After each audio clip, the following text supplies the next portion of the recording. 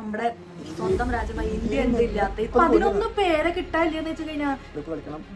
Hello, അപ്പോ welcome back to my YouTube channel. അപ്പോ ഇന്ന് എന്ന് പറയുന്നത് ഒരു വെറൈറ്റി ടോപ്പിക് ആയിട്ടാണ് നമ്മൾ വന്നത്. ഇപ്പൊ നമ്മുടെ ഫുട്ബോളിന്റെ സീസൺ അല്ലേ, സീസൺ നടന്നുകൊണ്ടിരിക്കാൻ.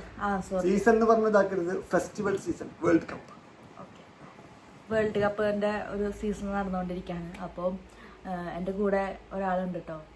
ഇങ്ങേരെന്ന് പറയുന്നത് ഈ ഫുട്ബോളിന് ഭയങ്കര സ്പോർട്സിന് ഇഷ്ടപ്പെടുന്ന ഒരാളാണ് കേട്ടോ. ഇപ്പം ഏത് സ്പോർട്സ് ആയാലും, ക്രിക്കറ്റ്, ഫുട്ബോള്, പിന്നെ ടെന്നീസ്, ഏതായാലും ഭയങ്കര ഇഷ്ടമാണ് ഈ സ്പോർട്സ്. ഇഷ്ടമാണ് സ്പോർട്സ് ഒക്കെ കാണാൻ. അപ്പോൾ ഫുട്ബോളും ക്രിക്കറ്റും. ബ്രസീലിന്റെ ഒരു വലിയ ആരാധകനാണെന്ന് വേണമെങ്കിൽ പറയാം. ആരാധകർ എന്നൊക്കെ പറയുമ്പോൾ ഡൈഹാർട്ടാണ്. ഞാൻ അത്രയ്ക്ക് ആരാധകനൊന്നല്ല, കളി ഇഷ്ടപ്പെടുന്നു. ബ്രസീൽ ജയിക്കണം എന്ന് ആഗ്രഹമുണ്ട്, കപ്പെടുക്കണം എന്ന് ആഗ്രഹമുണ്ട്.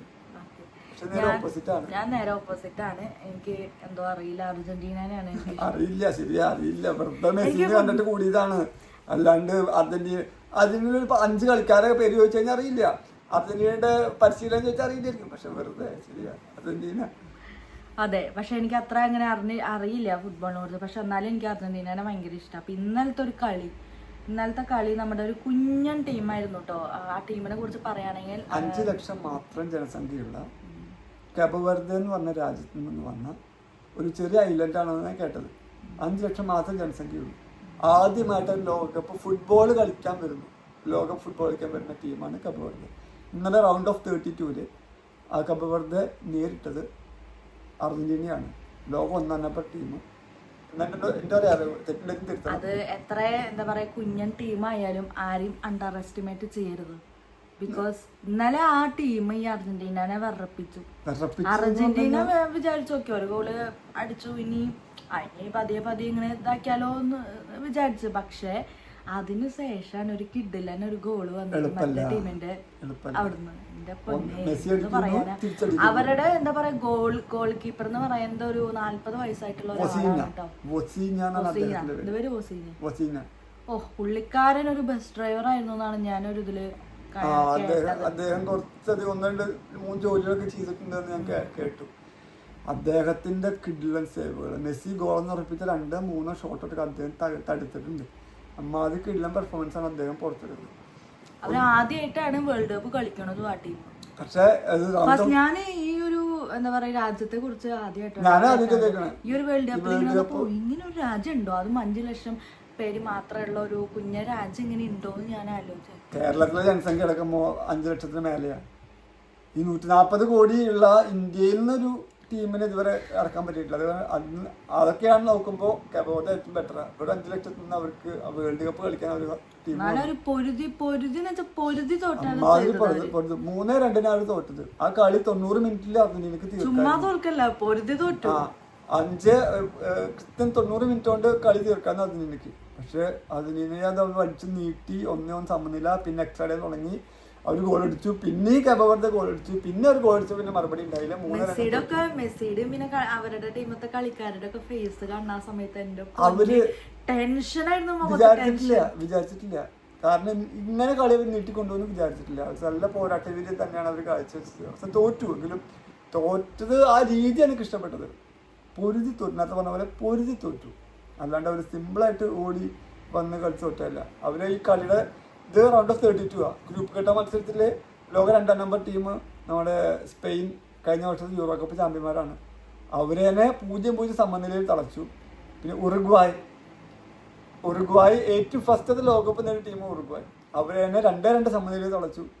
പിന്നെ സൗദി അറേബ്യ കഴിഞ്ഞ വർഷം 2022 ഖത്തർ ലോകകപ്പിലെ അർജന്റീന ആദ്യ മത്സരത്തിൽ തോൽപ്പിച്ച ടീമാണ് സൗദി അറേബ്യ.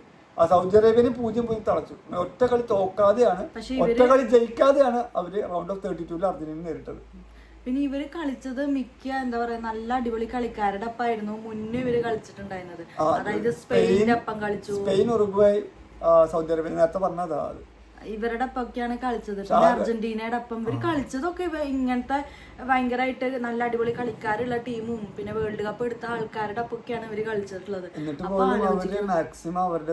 പക്ഷെ എനിക്ക് എന്റെ അഭിപ്രായത്തിൽ എനിക്ക് തോന്നിയത് ഫസ്റ്റ് ഒരു സ്ലോ സ്റ്റാർട്ടായിരുന്നു. അവർക്ക് മേ ബി ടെൻഷൻ ഉണ്ടായിരിക്കാം. പക്ഷെ അവരൊരു ഗോൾ അടിച്ചു കഴിഞ്ഞപ്പോ അവരുടെ കോൺഫിഡൻസ് അവിടെ ബിൽഡായി. ഭയങ്കര ഒരു കോൺഫിഡൻസ് അവർക്ക് മനസ്സിലായി എങ്ങനെയാണ്. അതെ, പിന്നെ ആ ഗോൾ കീപ്പറിന് അതുപോലെ നല്ല കോൺഫിഡൻസും ആയി കിട്ടി. കുറെ ഗോള് അർജന്റീന രക്ഷപ്പെട്ടു എന്ന് മാത്രമേ ഞാൻ പറയുള്ളൂ. ഞാൻ ബ്രസീൽ ഇഷ്ടപ്പെടുന്ന വ്യക്തിയാണ്. ബ്രസീൽ ജപ്പാനെതിരെ 2-1 ജയിച്ചു.